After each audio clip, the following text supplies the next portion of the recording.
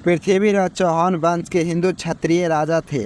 उत्तर भारत में 12वीं शताब्दी में अजमेर और दिल्ली पर राज करते थे। पृथ्वीराज चौहान का जन्म 1149 ईस्वी अजमेर में राजा सोमेश्वर चौहान के यहाँ गुजरात में हुआ था। इनकी माता जी का नाम कर्पूरी देवी था। महारानी कर्पूरी देवी के 12 वर्ष के बाद पुत्र की प्राप्ति हुई थी। वह बचपन से ही प्रतिभाशाली बालक थे।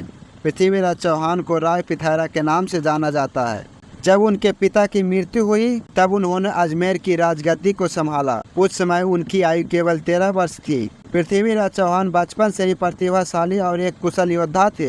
इन्होंने बचपन में युद्ध के कई गुण सीख लिए थे। पृथ्वीराज चौहान के दादा अंगम दिल्ली के शासक थे। इन्होंने पृथ्वीराज चौहान की कुशलता के बारे में सुनकर दिल्ली का उत्तराधिकारी नियुक्त कर दिया, यानी कि दिल्ली की राजगद्दी पर बैठा दिया। पृथ्वीराज चौहान एक बहुत ही बलशाली योद्धा थे। इन्होंने एक बार बिना किसी हथियार की मदद से ही एक शेर को मार गिराया था। पृथ्वीराज चौहान ने केवल 13 वर्ष की उम्र में गुजरात के राजा भीमदेव को शिकस्त दी थी। पृथ्वीराज चौहान को गणित, इतिहास, सैन्य विज्ञान, पुराण, वेदांत, चिकित्सा, शस्त्र का विशेष ज्ञान था। पृथ्वीराज चौहान का विवाह कन्नौज के राजा जयचंद की पुत्री संयोक्ता के साथ हुआ। मुस्लिम शासक सुल्तान मोहम्मद गौरी ने जब भारत पर हमला किया तो पृथ्वीराज चौहान और मोहम्मद गौरी के बीच 1191 में तराइन में युद्ध हुआ, जिसे तराइन के पहले युद्ध के नाम से भी जाना जाता है। पृथ्वीराज चौहान ने मोहम्मद गौरी को 17 बार युद्ध में हराया था। 18वीं बार मोहम्मद गौरी ने कन्नौज शासक जयचंद की सहायता से पृथ्वीराज चौहान को युद्ध में परास्त किया। पृथ्वीराज चौहान और चंद्रवरदाई को बंदी बना लिया। मोहम्मद गौरी ने पृथ्वीराज चौहान की आंखों की रोशनी छीन ली। पृथ्वीराज चौहान की सेना में 3 लाख घुड़सवार, 3000 हाथी और पैदल सैनिक शामिल थे। जब मोहम्मद गौरी ने पृथ्वीराज चौहान की आखिरी इच्छा के बारे में पूछा तो पृथ्वीराज चौहान ने अपने शब्दवेदी वाहन का प्रदर्शन करने के लिए कहा, जिसे मोहम्मद गौरी ने स्वीकृति दे दी। इसके बाद पृथ्वीराज चौहान ने अपने साथी चंद्रवरदाई के साथ मिलकर मोहम्मद गौरी को मारने की साजिश रची। इसके बाद चंद्रवरदाई ने काव्यात्मक रूप से एक पंक्ति कही जो इस प्रकार है: 4 बांस 24 गज, अंगुल अष्टप्राण, ता ऊपर सुल्तान है, मत चूके चौहान। जैसे ही उन्होंने यह पंक्ति कही, यह सुनकर मोहम्मद गौरी ने उन्हें सावस कहा। इसके बाद पृथ्वीराज चौहान ने आंखों की रोशनी न होने पर भी मोहम्मद गौरी की शब्दवेदी वाहन से हत्या कर दी। दूसरा युद्ध मोहम्मद गौरी और पृथ्वीराज चौहान के बीच लड़ा गया। यह युद्ध तराइन में लड़ा गया। यह युद्ध 1192 में लड़ा गया। इस युद्ध में मोहम्मद गौरी के साथ कन्नौज के राजा जयचंद ने दिया था।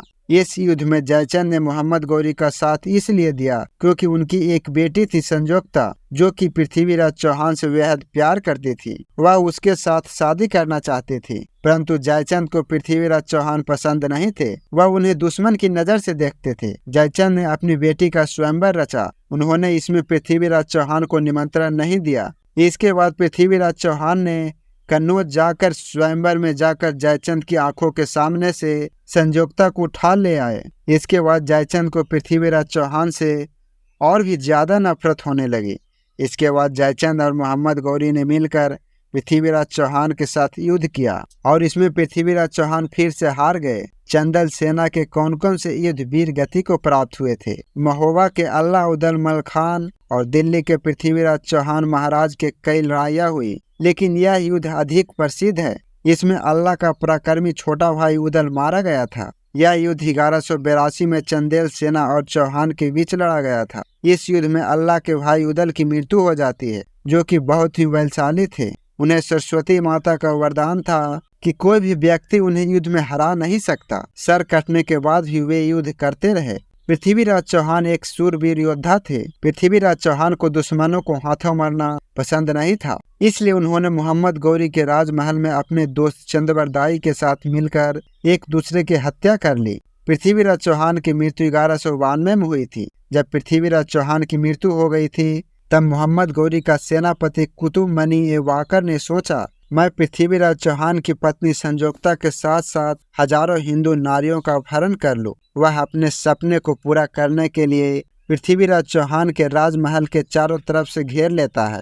वह आगे बढ़ना शुरू कर देता है। जब वह आगे बढ़ता है तो वह देखता है कि पृथ्वीराज चौहान के महल के चारों तरफ एक गड्ढा है। उस गड्ढे में एक पुल बना हुआ था। जो कि टूट चुका था। संयोक्ता ने पहले से ही पुल को सैनिकों द्वारा तोड़ने का आदेश दे दिया था, क्योंकि वह मुस्लिम व्यक्तियों की सोच के बारे में जानती थी कि उनकी कितनी गिरी हुई सोच है। संयोक्ता ने जोहर करने की तैयारी शुरू करवा दी थी। यह कोई हिंदू प्रथा नहीं थी, वह अपनी इज्जत व सम्मान को बचाने के लिए यह जोहर किया जाता था। इसमें औरतें अपने आप को हगिन में जला देती थी। इसे ही जोहर प्रथा कहा जाता था। कुतुब मनी एवरकर ने अपने सैनिकों को आदेश दिया कि जितने भी हिंदू सैनिक व नागरिक जो बंदी बनाए गए हैं उन्हें मारकर इस गड्ढे को भरा जाए और उसके बाद इस गड्ढे को पार करके हम राजमहल में प्रवेश करेंगे। हिंदू नागरिकों को मारकर इस गड्ढे में फेंक दिया, जिनकी संख्या हजारों लाखों में थी। इसके बाद राजमहल में जाने के लिए प्रयास किया गया,